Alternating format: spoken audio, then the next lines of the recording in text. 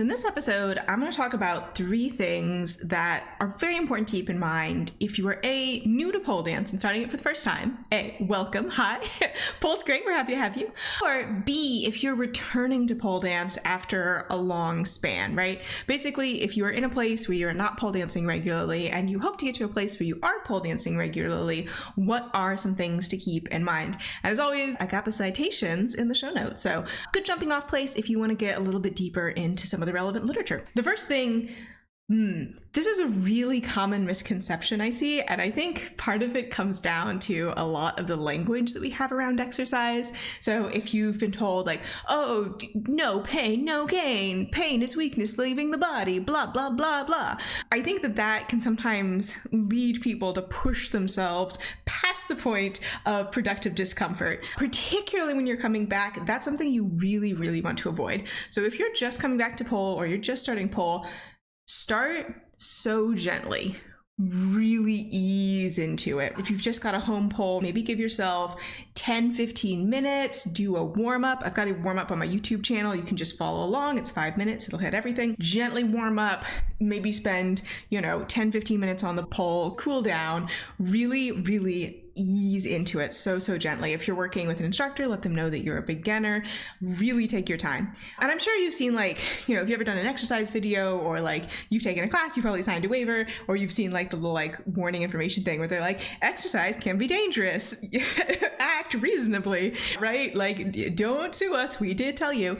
And I think folks sometimes don't understand what sorts of things that we are worried about as fitness professionals. So A, obviously with pole, if you're doing things that you're not comfortable with, if you don't have an understanding of how to securely be on the pole, falls are definitely something that, we've got in mind, but there are some more serious things to keep in mind as well. A big one is cardiac issues. So coming from being more or less sedentary and coming into exercise and going super hard is a major causative factor for cardiac incidents. The way that you can avoid this is that you can come into things very gently, take your time, try to keep things in a moderate intensity. So you want to be able to speak maybe with a little bit of effort, but you want to be able to hold a conversation while you're exercising, right? That's moderately intense.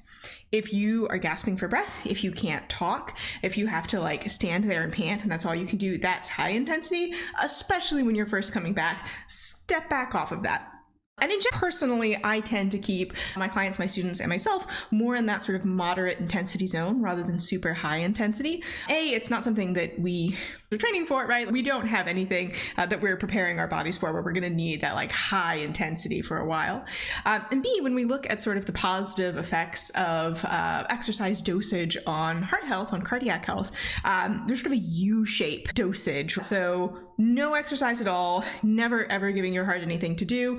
That's no good, but also going super hard all the time for a really long time, that also puts a lot of stress on your heart. So you want to sort of hit that middle sweet spot, that moderate intensity sweet spot, especially when you're first starting up, because that's, again, most exercise related deaths happen because people come from not exercising to exercising, go super hard, and trigger a cardiac event. So not to be too much of a downer, but that's why we have disclaimers. That's why we have waivers and things, so that people are informed of some of the risks involved with an exercise program. And that's also why people are like, hey, talk to your doctor, right? So if it's been a while since you've done a physical, had general cardiac health evaluated, and you are sedentary, that might be a good thing to check in with first before you start an exercise program, come to pole, whatever it is that you're doing, so that your instructor can be informed, right? Or maybe you want to start exercising with a little bit more clinical supervision, right? Perhaps with a physical therapist to help you get to the point where you're feeling ready and confident and strong to begin doing more intense exercise with less clinical supervision. And I don't want to put you off, right?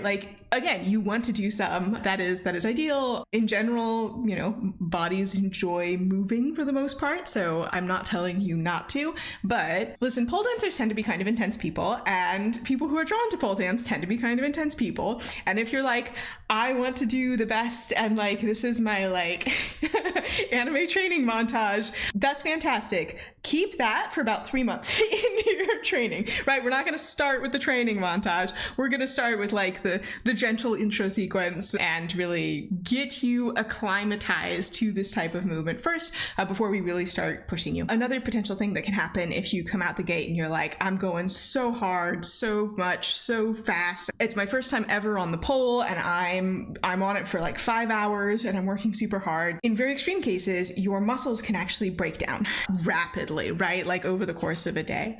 And this is called rhabdomyolysis. Sometimes you'll hear it called rhabdo. Some symptoms: weakness, stiffness, pain, change to your pee color, especially if your urine gets like much darker, especially if you've been hydrating well, that is a big thing. It's more likely to happen if you're exercising and it's very hot and your body temperature is elevated. This is a very serious condition. If you have these symptoms, I would go to a hospital, right?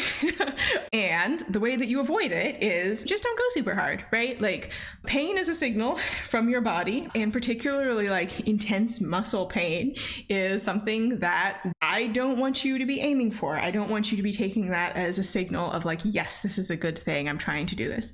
So if we're on the pole, skin pain, right? Friction, like if ever somebody's done that thing where they take your forearm and like they twist their hands in opposite directions and they pull the skin and it sort of feels kind of burny, that sort of sensation, or pressure into your thighs, you're probably working on pole. So those are kind of to be expected. It's just sort of part of pole. It will get better over time. That's not what I'm talking about. If it stops immediately as soon as you come off the pole, maybe you get like a little bit of a red spot, maybe you bruise, as long as it's not like intensely painful on the pole and off to the pole, I wouldn't be hugely worried about this. Here I'm talking about like pain in your muscles.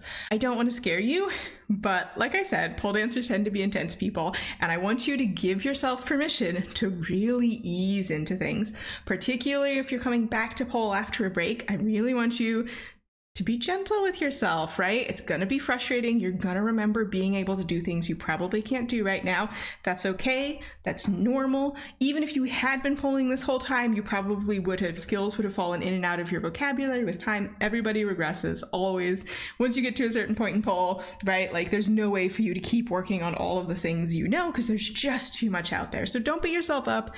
Really go into it gently and know that that is the healthy thing, right? That is the thing that's going to get you long-term benefits. That's the thing that's going to help your body adapt, and that's going to help you get where you're trying to go much faster than jumping in super hard and potentially doing yourself an injury. So gently, so gently. The second point is that I want you to give yourself time, and I want you to have a realistic timeline in mind for bodily adaptations, right? Obviously, we've got our muscles, right? We've got our tendons and ligaments. We've got our connective tissue.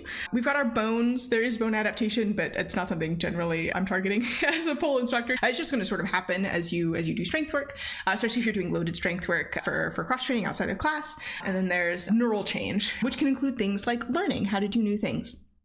Neural change can happen quite quickly, right? So you can, over the course of one lesson, not know how to do something and then learn how to do something, right? You can figure out, okay, here's where my body needs to go, and begin to build not only a conceptual understanding of what you're trying to do, but also the ability to do it. Also, if you're doing things like vestibular training, or I've mentioned it a couple times in different places, but I've been doing a course for enhancing athletic ability through neurological techniques, that adaptation can happen pretty much instantly. One of my students calls it witchcraft. It doesn't last super long, but it can really help you produce very quick changes that last over a short period of time. Muscular changes take a little bit longer, right? And I think there's I don't know if this is a misconception. I don't know. Maybe most people know this, but muscle change actually happens not while you are training, but in between training when you are resting, right? So if I put let's say I'm working on shoulder mount, right? And I'm doing a lot of sort of overhead pulling motions to help build my lat strength to get my butt. When I am doing my strength workouts, that's going to be placing the muscle under stress. My body's like, all right, we gotta adapt. Let's work on that adaptation, and that becoming stronger stronger part actually happens, the rebuilding happens in between training sessions while you rest. So the more high quality your rest, the better you sleep, the better you're fueling that recovery with food, the less stressed you are, the more capacity your body has to rebuild, the faster you're going to see adaptation. But generally, you're going to see muscle adaptation and changes in strength that you notice starting at about 4 to 6 weeks. But it takes time. Building strength just takes time. It also takes, before you build the strength in a position, you have to understand that position, right? You have to have done the learning first in order to build the muscular strength. So we're talking a month and a half before you'll start to see appreciable progress in getting stronger. And then, I think this is the system that people tend not to think about as much, especially if you're not hypermobile and it hasn't been on your radar, is joint adaptation. So the number one type of injury that pole dancers have in study after study, I've talked about a lot of them on the podcast, is shoulder injuries, and in particular, shoulder overuse injuries. So doing too much too fast in your shoulders.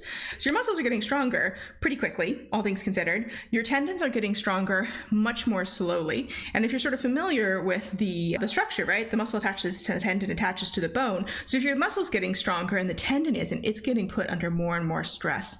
And you don't see adaptation into those until about 8 to 12 weeks, right? So about twice as long as it takes for your muscles to adapt. So even if you're feeling stronger and you're like, oh, I can do this, and you're starting to notice wrist issues, elbow issues, shoulder issues, knee issues, hip issues. If you've been doing a lot of like hamstring stretching and you're starting to feel like right underneath your butt, you're starting to feel like consistent sort of like pinchy, uncomfortable feelings, right? That's likely a tendon thing. Even though your muscles are ready, your tendons aren't yet. They need more time. They need consistent input, right? So you need to keep doing the stuff that you're working on, building the strength, but not necessarily pushing super hard. And then once you get about 12 months in, your whole body should really be starting to adapt. If you've been showing up consistently, right? You should be starting to feel a little bit stronger. Probably you're going to feel a little bit more stability. You're going to feel your ability to keep your position in space is a little bit better. You're probably going to notice cardiovascular endurance, right? Your ability to do things for longer is getting a little bit better. So all those things are probably going to be changing and improving, and you'll start to really notice it around the 3 months mark. But 3 months is a long time, right? Like if you're taking one class a week, that's 12 weeks, that's 12 classes, right? So again, give yourself grace. Know that it's going to take time. Know that this is a process. And if you're in a class with a bunch of people who already have, joints and muscles that are super strong from somewhere else, and all they're doing is that learning, that motor learning to figure out how things go, they may be doing things like week 2, week 3, week 4, that it's going to take you another 10 weeks to get to. And that's okay, right? Because they've already undergone a lot of the strengthening processes that you're undergoing right now.